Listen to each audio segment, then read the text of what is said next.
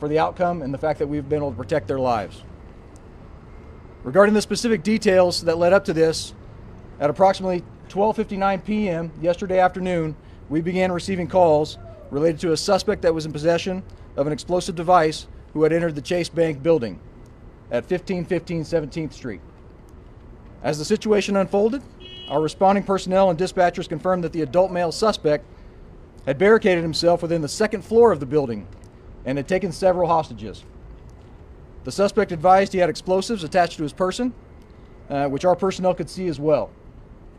He also told law enforcement that additional explosives had been attached to some of the hostages, which we confirmed based on our own observations. These hostages were confirmed to be employees of the Kern County Superintendent of Schools on the second floor of the building. Numerous other employees and patrons had fled the building during the suspect's takeover, and we immediately began evacuating the surrounding area establishments to minimize additional safety concerns to our community. While this was being done, we were simultaneously communicating with the suspect in an effort to release the hostages and elicit a peaceful surrender. During the negotiations process, we were able to secure the release of two hostages, the first being at 3:59 p.m. and the second being at 8:24 p.m.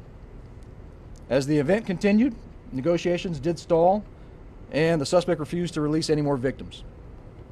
Given the nature of the circumstances and the resources, our department requested the assistance from the FBI, and we elected to transition our tactical teams for the remainder of the situation. The FBI assumed operational control at approximately 9:02 p.m. yesterday evening. And at this time, I'll turn it over to Special Agent in Charge, Sid Patel, and then I'll follow up with some concluding remarks at the end. Thank you very much. My name is Sid Patel. I'm the Special Agent in Charge for the Sacramento FBI Field Office. This has been a horrific event. We know the Bakersfield community has been following the situation closely, and we thank you for your patience. Tuesday afternoon, June 2nd, at approximately 1:30 p.m., we received a call for assistance from the Bakersfield PD in response to reports of a bomb threat at the Chase Bank building located at the corner of Chester Avenue and 17th Street. We responded within minutes of that call.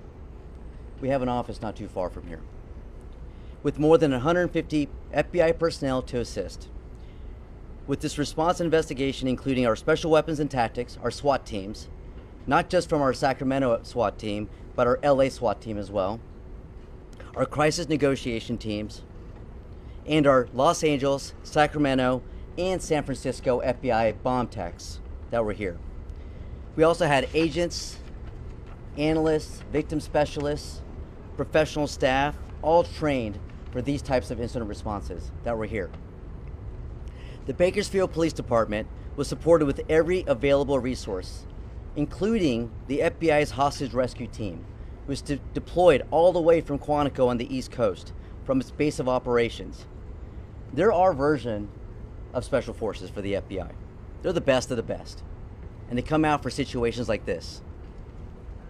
Now, we refer to them as HRT, Hostage Rescue Team. The FBI HRT, they have extensive training and experience in crisis response and deployed to situations like this across the country and even internationally on some occasions. We're grateful for their quick response. The subject, his name was Anthony Scott Searles Harris. That's Anthony Scott, and I'll spell the last name Searles-Harris, Harris. He was a 41-year-old white male who served in the U.S. Army from 2006 to 2007. However, he was dishonorably discharged for going AWOL. That's absent without leave. He was no stranger to law enforcement and has a criminal history of using weapons to commit violent offenses. In 2014, he was charged with sex acts with a child under 14. He's a registered sex offender.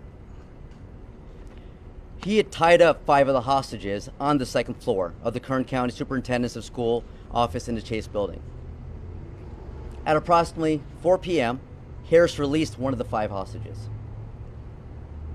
At approximately 8:30 p.m., he released a second hostage.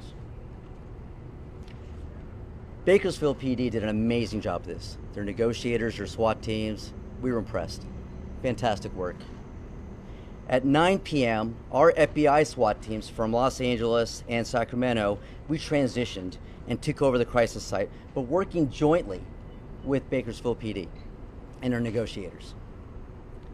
At 2 a.m., after our hostage rescue team had arrived, put together all the site surveys and information that they do, they transitioned and took over the scene. That was around 2 a.m.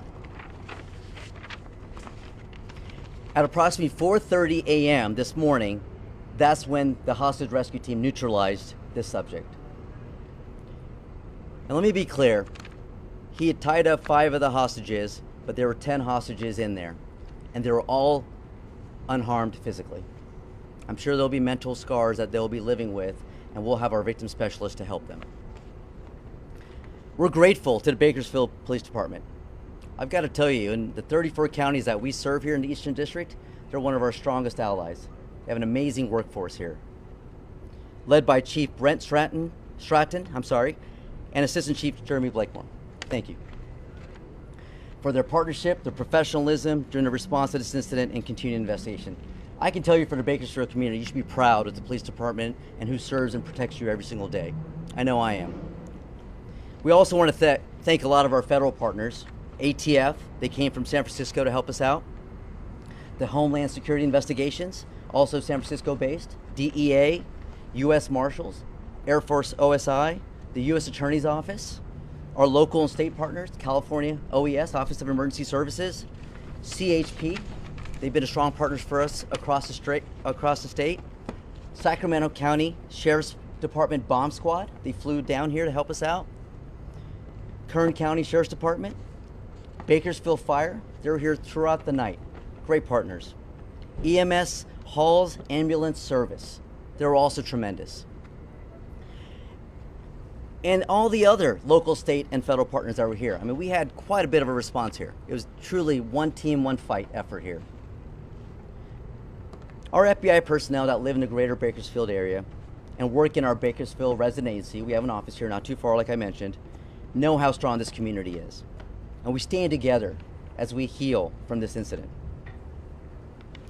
We also want you and the public to know how you can help us. If it's an immediate threat, of course, call 911. But if you have information about this ongoing investigation that can help us, reach out to us.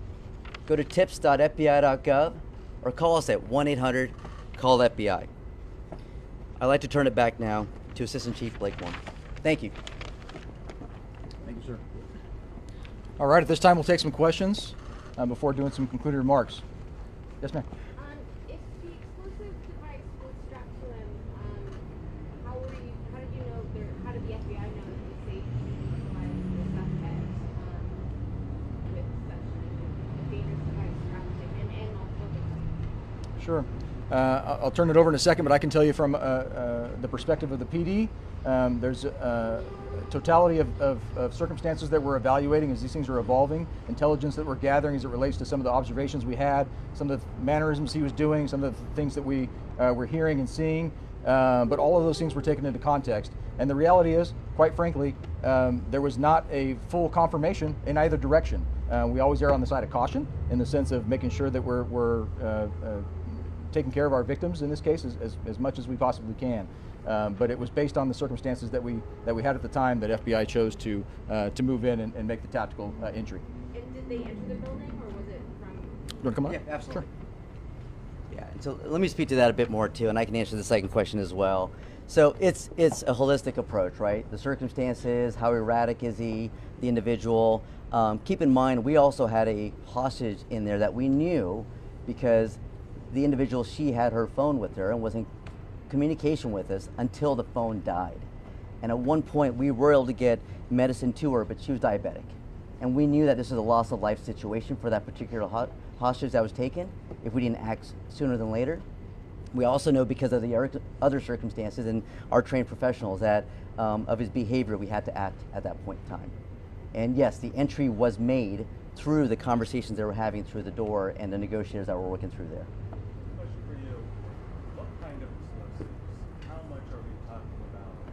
And when negotiations stalled, suspects suggest that he was going to detonate. So this is an ongoing investigation. we have to find other pieces, any potential other aspects to it, ideology, any of those pieces. I will tell you there were multiple IEDs that presented a concern for us that we had to evaluate and look into and have our bomb techs look over afterwards and make sure that they were inert or not plausible. But that's probably as far as I can go with that. So we're still doing further testing on it, but we were able to conclude at this point in time that they were not a concern to us.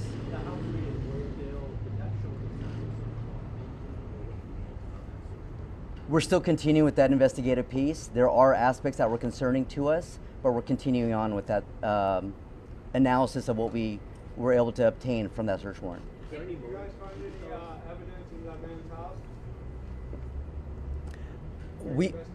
We found some concerning items in there from the investigative piece, but again, we're continuing to evaluate those and look further into it. In regards to the negotiations for the first and second release, were there any demands made on that? Were they made in good faith? Was there any? What was the negotiation circumstances? Yep, those first two releases, yes, there were. It was through Bakersfield PD, and yes, there were. If you want to take on some of that piece, but yes, there Sure, I was. can touch on that. Yes, through the negotiation process, as you can imagine, there's obvious back and forth and dialogue. Yes, there's a lot of back and forth that's taking place during the dialogue and the negotiation process. In terms of what took place during these specific ones, there was discussions and exchanges related to food and water, those types of things. There was also some elements that were related to his previous court case and in terms of materials that he wanted to see. So we were able to provide some of that in exchange for getting release of the hostages. Was KCSOS the intended target here? What can you tell us about that? It's a good question. From what we can tell at this point, again, as it's been said, this is an ongoing investigation, but it does not appear that KCSOS was an intended target in any way in terms of the employees specifically, those types of things. Did it have to be fake then? Do we know why that building was targeted? It's still under investigation at this point. Is law enforcement aware of the YouTube video of the suspect made claiming his innocence? Yes, we are. At least one video I'm aware of that we are. Is there going to be a new investigation open to do it? A new investigation in relation to what? Case, why he's alleging being innocent? At this point, it's part of the totality of the case that we're looking at anyway in terms of motive and those types of things, but I mean, his previous case history is being looked at, but I wouldn't suggest in the sense of nothing's being reopened in that sense. Share more about the motive? No, nothing that we have at this point that we can share beyond what we've already expressed. Do we know that anybody was helping him to make the devices, or is anybody being questioned? At this point, we cannot confirm that. We do not have anything that leads us to believe there was anyone else directly involved at this moment. Continuing CBS News coverage on what has been a tense hostage situation inside a California bank there in Bakersfield. So many details coming out of that news conference. We'll, of course, break those apart in future moments here on CBS News 24/7, not the least of which multiple explosives inside that bank. Could have been a lot worse. And also those tense communications between the hostage who had diabetes and called for help on a cell phone from inside the bank. So we'll continue following that. Your stories in your communities, the human stories behind the headlines, and what a tense story that is. We are also watching California for another reason. When we come back, the California's governor's race.